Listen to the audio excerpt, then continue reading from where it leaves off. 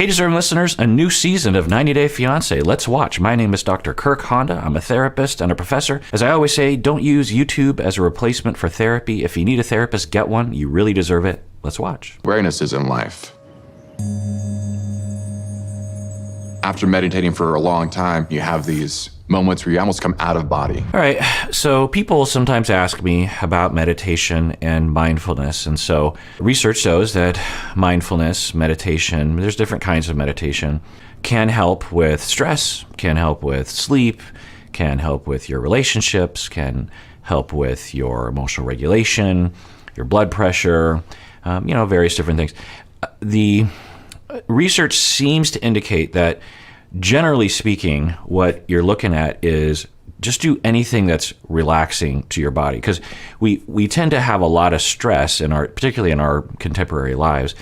There's chores and children and money and fighting and politics and there's just all these things that are rolling around in our bodies and our minds, and we're in this constant state of like we're afraid and stressed out and trying to protect ourselves.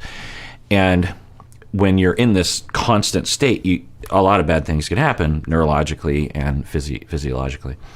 And so if you do anything to relax, whether it be meditation, mindfulness, or just chilling, or just focusing on your body and going like, okay, what's going on? Something that I do frequently is really just, a lot of people, including myself, hold their tension in their shoulders. It's like this. And so if I take a deep breath and relax my shoulders a little bit, just kind of check in with my body and make sure I'm not like, another thing that I do is I try to relax my jaw, because I'm a clencher, and so I try to relax that part of me. And so the research seems to show that if you do anything along those lines, including meditation or in mindfulness, but really anything, whether maybe it's a walk or hugging your spouse or just a hike through the woods briefly, or hugging your cat, something like that, or a nice cup of tea, or a bath, or anything really, where you're just like, you're chilling, you're relaxing, you're breathing, you're not thinking about all the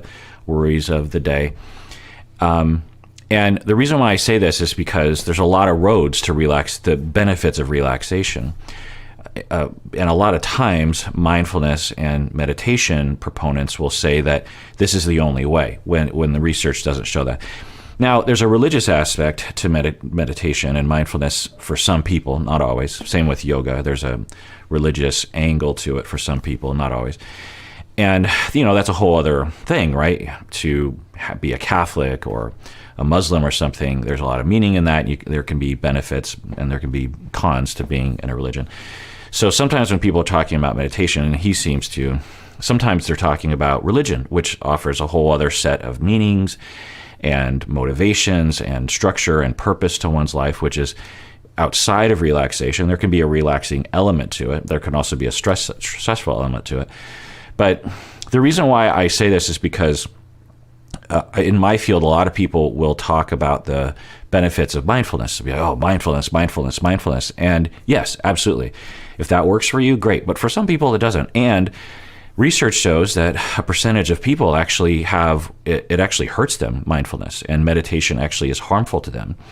And to some people, that's like, they don't even know that. Other clinicians, they're like, mindfulness hurts people? Or another thing is that when you go through mindfulness and meditation and it is bad for you, you can have dissociative experience of panic attacks, or it just doesn't work for you. Then a lot of times what people will say, proponents of mindfulness and meditation, will be like, well, you're not doing it right. You got to do it this way. And it can feel very shaming and victim shaming to people. It's sort of like if you take a medication, like you take an antidepressant, for example, and it doesn't really work for you. It's like, well, you're not doing it right. It's like, well, okay, what am I supposed to do? And and maybe there's some things you could do to improve your technique of meditation or mindfulness, but even when you try that, sometimes it just doesn't work. And that idea to proponents of mindfulness and meditation is like, they don't understand. It doesn't equate to them. It's like, well, you must be doing it wrong because this is glorious. It's great. It's glorious for you. And if that works for you, then 100%. And everyone should maybe try. It's not hard to try. There's probably YouTube videos to walk you through just simple mindfulness relaxation. You're wanting to shut down your mind. And that's one way of looking at it. Another way of looking at it is just like not fighting your mind, just letting things happen. As thoughts enter your mind, like, ooh, I have that thing coming up in the future. It's like, okay, that's happening. I'm not going to fight it, but I'm also not going to go with it. I'm just going to be like, notice it and kind of let it do its thing. And then I'll come back to breathing and relaxation. And there's, again, it's in the broader category of relaxation. So, and people also ask me, do I use it? And I don't. I don't use it myself personally. I don't use it with my clients. If a client wanted to talk about it with me, I would absolutely do that and have. But it's not my first thing that I think of. Relaxation, awareness, emotional. It's also under the larger umbrella of emotional regulation and self-awareness. So relaxation is underneath the broader umbrella of who am I? What am I going through? What are my emotions? Do I matter? These kinds of experiences. Because for some people, that's the problem. It's like they don't even really value themselves, and they don't. To ask someone, do you need to relax? There are some people, because they were mistreated, that they don't even really know their emotions. There are also some people that are pretty much in a constant distress state because of the traumas they've been through. So to ask people to do mindfulness and to say, are you relaxed? And they're like, no, because I've never been relaxed. I'm traumatized. They can be like, well, you're not doing it right, or you got to do it this way. Can feel bad. Also, to ask people, do you feel relaxed, requires the individual to know their emotions. And so anyway, now, inevitably, someone will hear all that I just said, which was me yammering for, I don't know, God knows how long. And they'll be like, Kirk Honda does not like mindfulness. No, I love mindfulness. It's great. Meditation can be great. It just isn't something that I focus on. I mean, I feel like I can get sex anywhere. I love women and I love to have a little fun. You know what I mean? But I wouldn't say I've been in a long-term relationship before.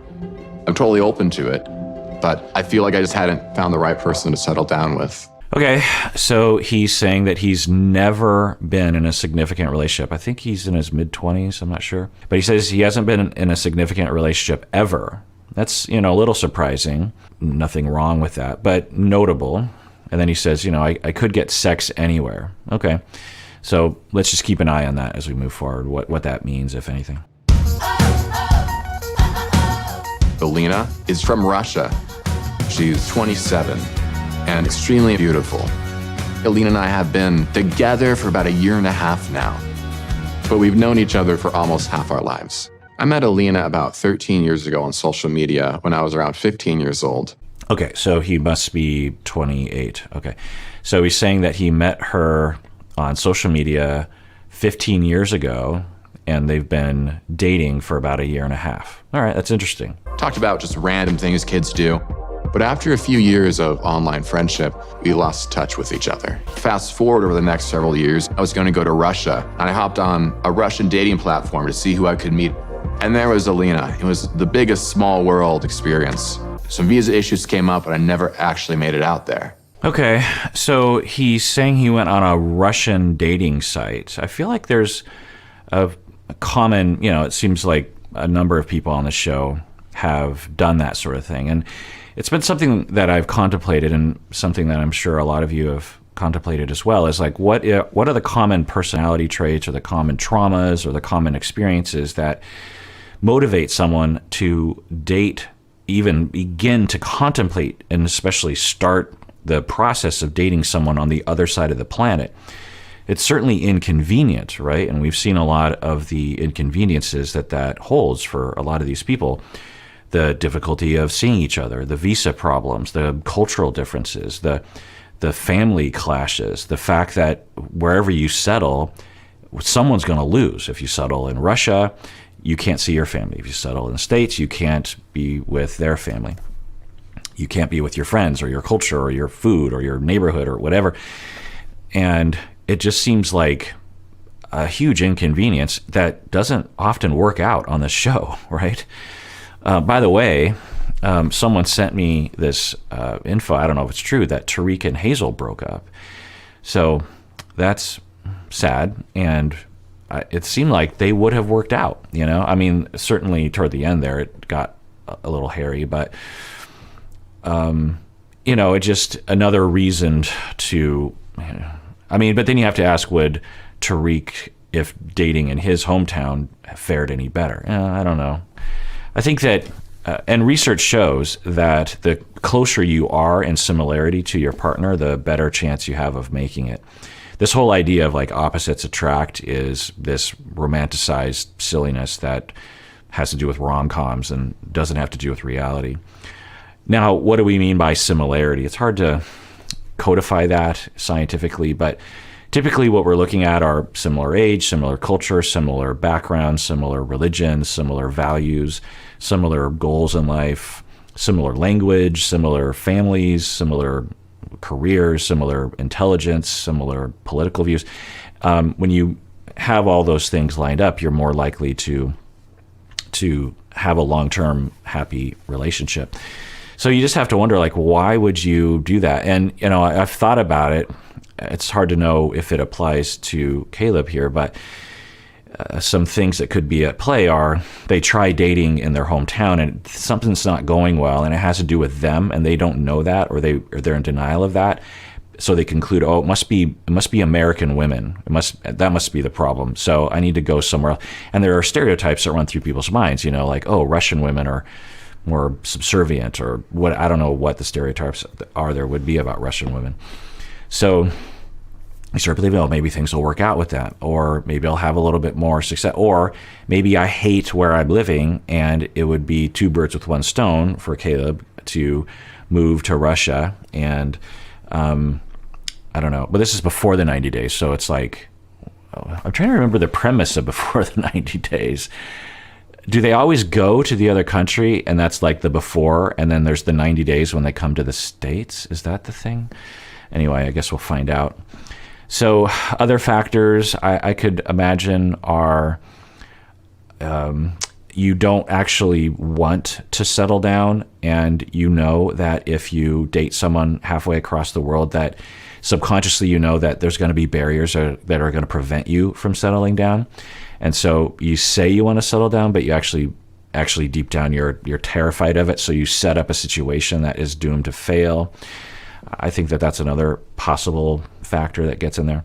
You know, it also could just be, hey, you know, I've met people from that part of the world, and it seems exciting and interesting. I like to travel. I like different cultures. I like to have a mix of things. And so wouldn't it be great to have a you know, two people from different cultures coming together? It just seems like exciting and interesting in that way. You know, I could see that being true as well. But we kept talking more and more, and I realized that we had something special. Just saying, darling, I really miss you.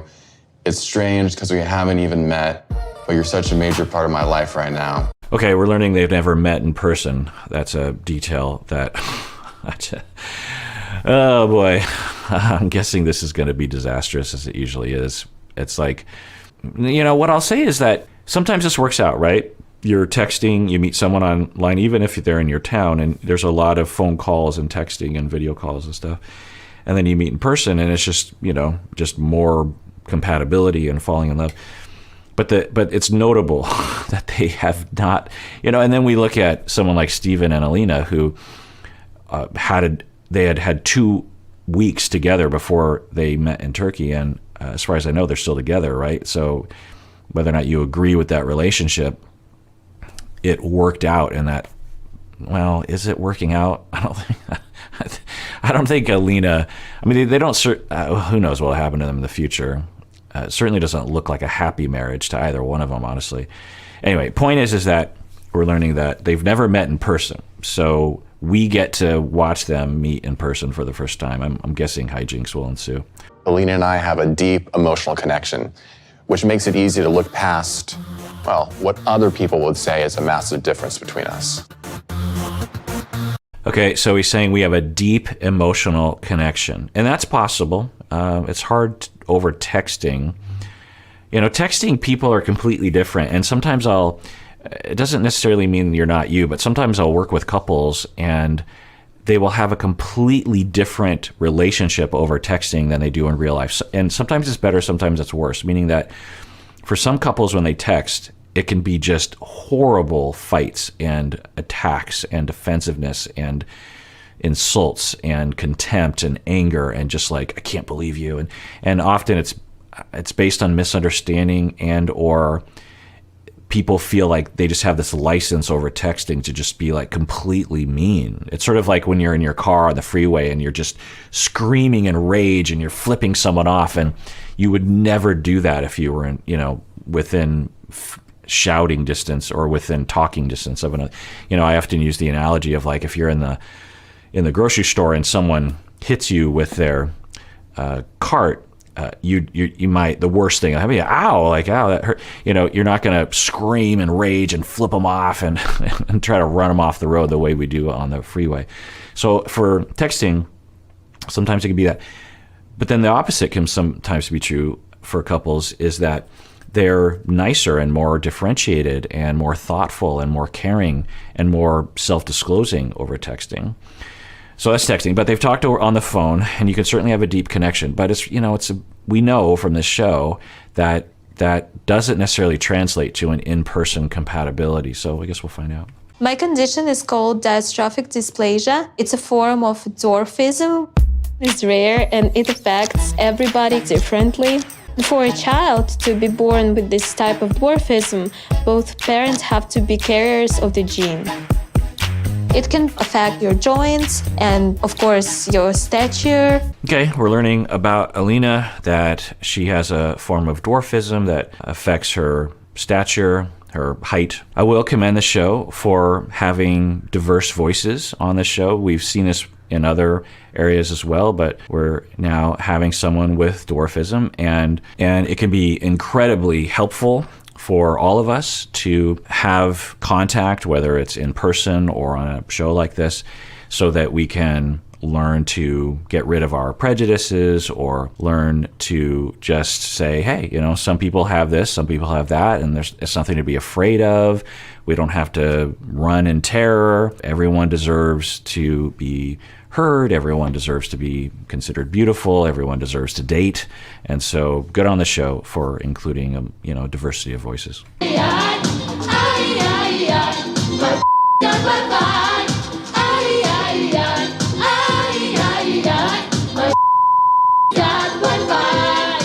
I love singing. When the music goes on, I feel like I can take on the world. Okay, we're learning that she is a musician and a performer. It's interesting to learn more about her. I'm their little girl, which needs help, and they try to take care of me. Кальмары приготовили. О, мой любимый салатик. Как? I have a sister who is average height, and they treat her like a kid too.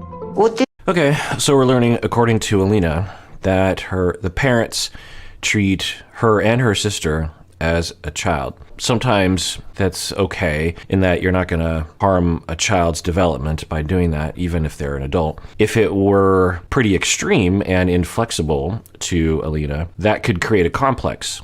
Given what we've seen so far, if it were extreme and were harmful, I would suspect that she would develop a schema and defenses related to rebellion and stop telling me what to do kind of a thing. Could create a problem with Caleb, where Caleb, say, is just asking for things, because when you're inflexible to adult children and you don't give them a voice, you don't allow them to feel like they can do things on their own, then you can usually go one of two routes. You become dependent and you believe what's being told to you, that you're incompetent, you can't do things on your own, or you go a different route where you become like extremely independent and very averse to anyone helping you or telling, or even averse to people saying anything about you, or averse to anyone even presenting needs that you're supposed to account for.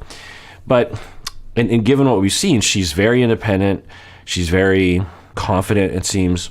So I don't know. I'm guessing that it's just like a slight annoyance to her, or maybe even maybe even for Alina, it's like, well, I kind of like that they baby me sometimes, but sometimes it gets a little annoying. I imagine it's not too bad because Alina seems like she's doing pretty well in life, has a good balance. Помнишь? Помню, да. В общем, мы хотим с ним встретиться в Турции. Знает, что у тебя коляска там? Ну, конечно, знает, да. Там особенно на коляске не поездишь по Стамбулу. Представляете, аэропорт, эти коляски, этих спешащих людей, которые могут тебя сбить, уронить. So I think a lot of parents would be worried about their kids traveling, particularly during COVID, and particularly if your child has a disability. So I think the parents are... So it's possible that I could see a scenario where Alina, and I think we might even heard a little bit about this, that when Alina was maybe particularly pretty young, maybe even as old as like 10 years old, was like, I hate that I'm limited. I hate that I'm being treated like I can't do things. And I'm going to show the world that regardless of the fact that I'm a little person, I have dwarfism, that I'm going to prove to the world that I can do anything and you can't stop me. And you could imagine parents being like terrified. And there might have even been moments where Alina like tried to do things and got hurt or took extreme risks and narrowly avoided some major disaster. And the parents might have this policy of like, if we don't tell Alina the dangers, she's just going to, roll off a cliff and kill herself if someone's not there to tell her that she's in danger. So I could see that being a scenario. I could see that being a dynamic. And I'll say that and I've talked about this before, and I've treated families like this and parents like this, where you have a kid with some sort of disability, whether it's, sometimes it's not even necessarily disability, it's just like an illness, like a sensitivity, you have a premature born child and the child's in the NICU for, a few months or maybe even a couple years. And you just feel this fragility around this child that you carry with you, even though the child has grown up and is healthy and able to take risks now. You still think of them as this tiny little, 1 pound fragile human. And and so if you have a kid that, particularly if they're bullied from the outside, that you just have this anxiety about your child, and you never stop and say, is this anxiety, am I still holding on to an anxiety that made sense when the child was 4, but doesn't really make sense now? And of course, it's okay to have that anxiety, but how do you work with your child so that you give them some autonomy and you're not a pain in their side always, and you don't create a scenario where they're going to be like, well, I'm going to show them, and then they take risks just to show you instead of thinking about the risks themselves. So, I don't know. Let's watch more of this. Это одно. Живое общение, Аля. Я Калеба практически не знаю, я не видела, не общалась, вот только фотографии и слова Алины. Конечно, не хотелось бы, чтобы ехала. Она влюбчивая, она очень искренне открытая. All right, so we're learning a little bit more. The mom seems pretty anxious, but maybe I could be convinced that it's balanced. I'm not sure yet. And then she's saying she falls in love easily. I'm guessing she trusts people too much. She takes risks too much. So we might be seeing a dynamic and there's a little bit of adolescence in Alina's presentation that she might be regressing to, that, because when she's not home, she presents herself and has a persona of a very competent adult. She goes home and you can start saying, Mom, rolling her eyes, this kind of thing. And I wonder if, they both kind of slot into these roles that is, indicative of a inflexible dynamic. But let's keep watching. А за это надо платить. Главное, чтобы не повторилось, что у тебя было в прошлом, когда там ты ездила в ЮАР. Помнишь же, когда тебя... я помню. Да, и человек не захотел тебя... Даже увидеть. Да, и это тебя очень обидит. Okay, well, if this sort of thing happened before, I don't know what they're talking about precisely, but it sounds like she met someone online from South Africa.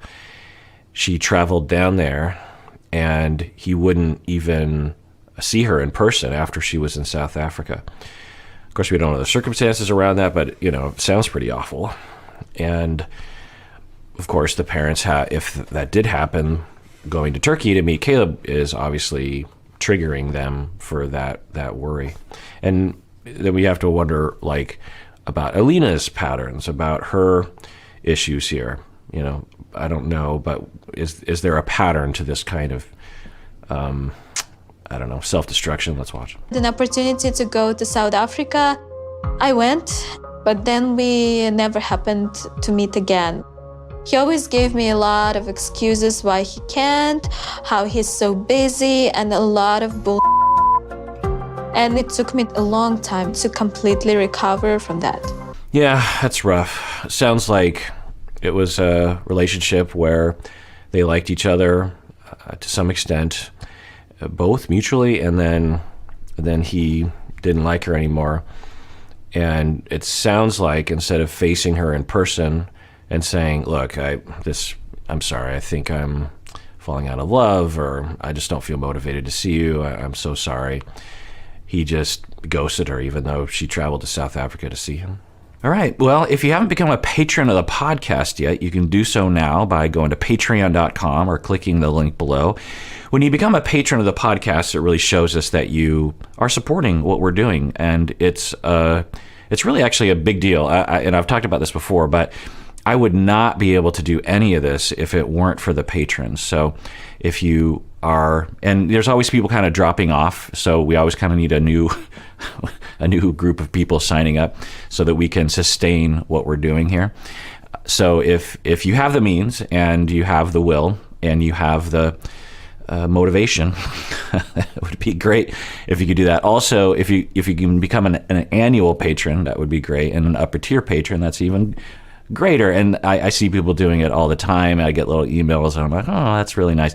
But it really is the fuel that keeps me going, literally. Like if I didn't have the patrons, I'd have to be working full time at the university. I'd have to have a really big practice. And and back in the day when that was the case, before people started signing up on Patreon, I could really only do like one episode every couple of weeks. As it is now, I do 20 episodes a week. Because of the patrons. So, or I don't know, 17 or something. So thank you all for becoming patrons, and take care of yourself because you deserve it. You really, really do.